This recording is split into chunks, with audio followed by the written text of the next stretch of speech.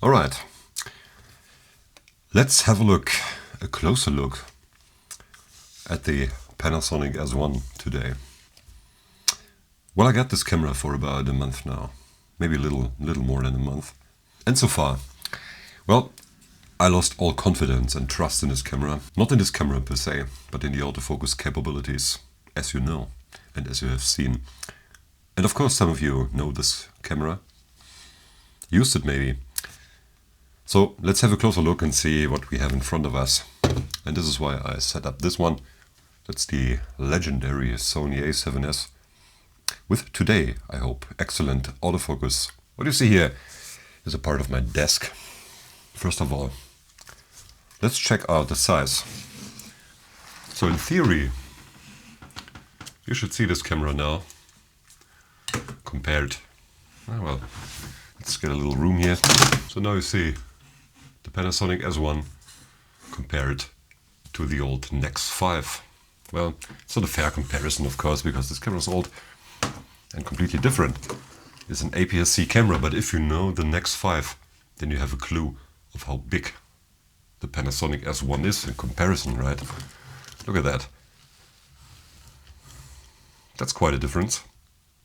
Of course, this is full frame, this is APS-C, but still. And this is pretty light, I think. Yeah. Well, the X5, it's only slightly more heavy than the battery of the Panasonic S5. So it's a pretty big battery, right? But a camera like this needs it. So, this is the Fuji X-T3. Let's see how this looks. Well, you see, it's significantly bigger and significantly wider. Well, first of all, the Fuji X-T3 doesn't have a grip, a proper grip at least. The Panasonic has a proper grip, and I really like this grip. It's like an old DSLR. Other than that, you see, it's still a very big camera, and I bought it because I like big cameras. Well, it was one of the reasons. The reasons, well, none of it was the autofocus. Alright, so now that we got that out of the way, let's have a closer look. Well, of course, what we got here is a full frame camera. It's a full frame sensor. This is one of the reasons I bought it, because it's full frame. I like full frame. It at least has a full frame look to it, not an APS-C or Micro Four Thirds look. Although I must say that in regards to the medium format look that I try to achieve, well, it doesn't really matter if it's full frame or APS-C. That's what I found. If it's not medium format, it's not medium format. The first thing I noticed, look at that. We have this one, we have that one, and we have the Sony cameras that are shooting me right now. They all have something in common. And the Nikon cameras also have this in common. They got a switch here, like that. And your camera is ready to go. But not with the Lumix. Let's see. Let's say you're on the run. You got your camera in your hand, right? And you want to take a picture. You just lift your camera, flip the switch, and there you go. Yeah. No. The Panasonic, if you got it like that, you have a switch here. The switch is up here. Can you see it? Up here. Can you see it here? There's the switch. So, if you want to turn this camera on, you have to take your finger from where it naturally would be to here to flip the switch. Well, this is something I do not particularly like. But other than that, well, yes, it's alright. What I like is that this small button here. Can you see me? Is this small button here. You can use it to get some light. Even on the back side, I don't know if you can see it. You can have a little light on the back side. So when you're shooting in the dark, you see the most important switches. Well, the joystick. Well, I do not like it very much. It's a little flimsy. I like the design of the focus mode selector here. Can you see that? Yes, I believe you can. The focus mode selector here. This one. I think this is pretty well done. This is pretty well done. And in the middle you got a little knob where you can choose your autofocus mode.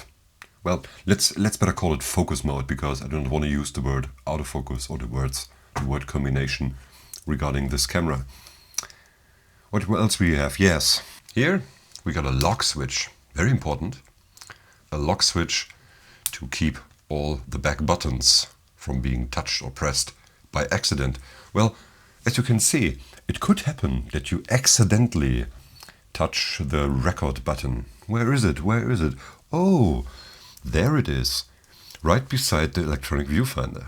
There would have been no other place on that camera to put it, right? So you have to hold it like that, and then you have to reach over here, or like that.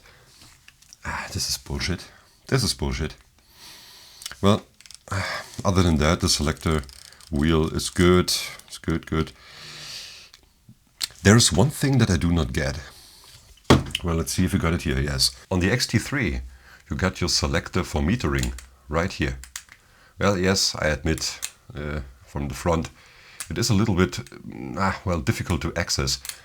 But still, this is pretty convenient, because you have to change your metering methods from time to time, right?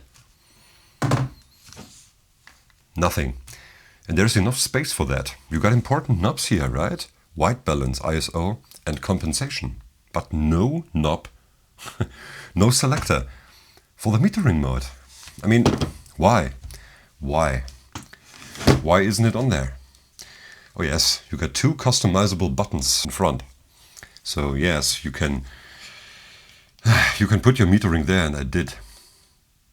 But why isn't there a dedicated knob or dedicated switch? I do not like that very much. I like the viewfinder. It is large, it is good. Well, I like using the electronic viewfinder. I like it. Well, the card slot is right on the side. It's right here. I don't know why, but yes, the card slot. And it has an SD card slot and an XQD card slot. So yes, yeah, well on, yes. Down here, you got the switch lock to open your battery compartment, like that. Take out your battery, that's it. But I think it was like, no, it sticks to that, but this will not stay down. So you have to pull it down and lock it. Not much of a problem. A good thing, in my opinion, is the tiltable screen. So you can tilt the screen like that if you want to shoot from another angle.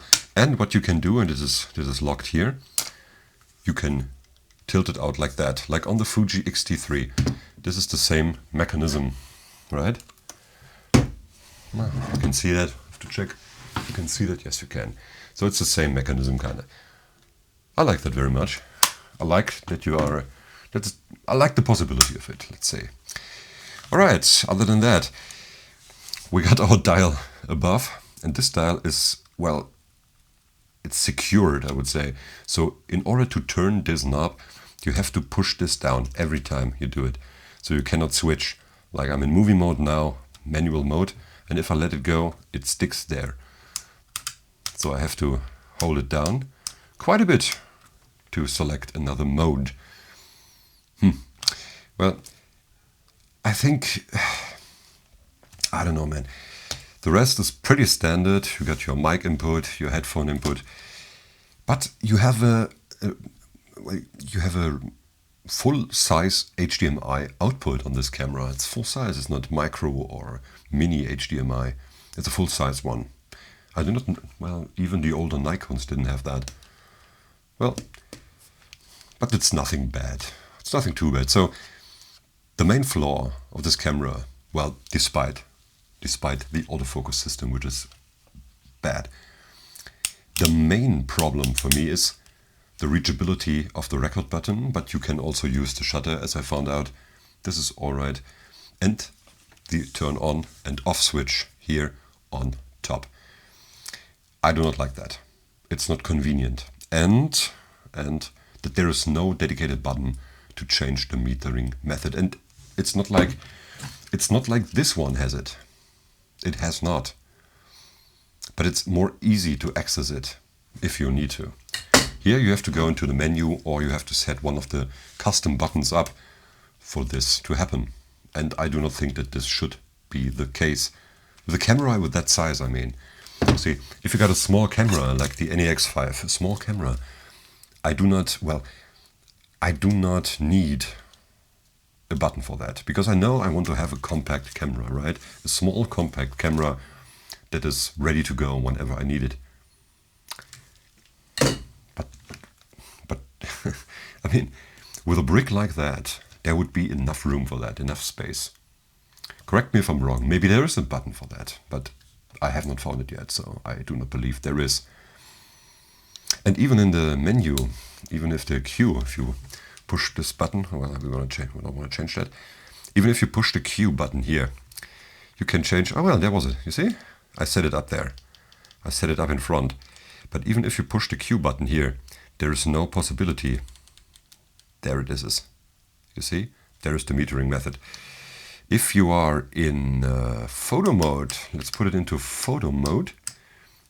There. You see? It's gone. So why? Why is that the case? Why did they build it like that? Well, alright, so this is not a rent video. So this is not a rent video at all. I do not hate this camera. I like this camera. I'm debating getting rid of it, but not because I hate it. It's just because I do not trust it fully. I do not trust it. I do not trust, well, it's the same amount of trust that I have for the Nikon ZF with the Ajax adapter and Sony glass. It's kind of the same. Yeah, because from time to time the Ajax adapter and the Nikon lost contact, right? Lost their relationship. And here, well, it is kind of the same. It's not on the same level, but it's the same amount of trust broken down to the minimum. That's sad. I was looking forward to using Panasonic because, as I stated in my initial video about this camera, I used Panasonic cameras when I was a child or a young adult in adolescence. Maybe. I shot everything on a Panasonic camera. VHS compact. What a nice camera that was. So, and what I found out was, looking at old videos, sadly I cannot show you the videos because it was converted to WMV. That's an old Windows movie maker, movie player format. But from what I have seen, the autofocus was better than on this one. It was better. It's a camera from 1991, and the autofocus even outside at night in the city, so some lanterns, but that's it. Even then the autofocus was better than on this one. So I don't know about this one. Sadly, because I really like the form factor of it, and I like the image quality. I like the aspect ratios that you can put into that. It's pretty good. I like that. I like experimenting with that. And the shutter is pretty shy. It's like you just touch it and there you have your picture. Just touching. If you are used to DSLRs, then you know that you can half press the shutter. That's not possible here. It's not half pressing. I don't know. It's like touching it. Other than that, there's not much more to say. I tested this camera out for at least a month now. Had some shootings with it. Used it to make some video, and it is alright, I believe, for photography. No problem. For video, well, depends on whether you need autofocus or not. I do not want to talk it down. It's still a fantastic camera with some flaws. So let me know what you think about the Panasonic S1 in the comments below. And well, check out my video about the Fuji X-T3. See you in the next one.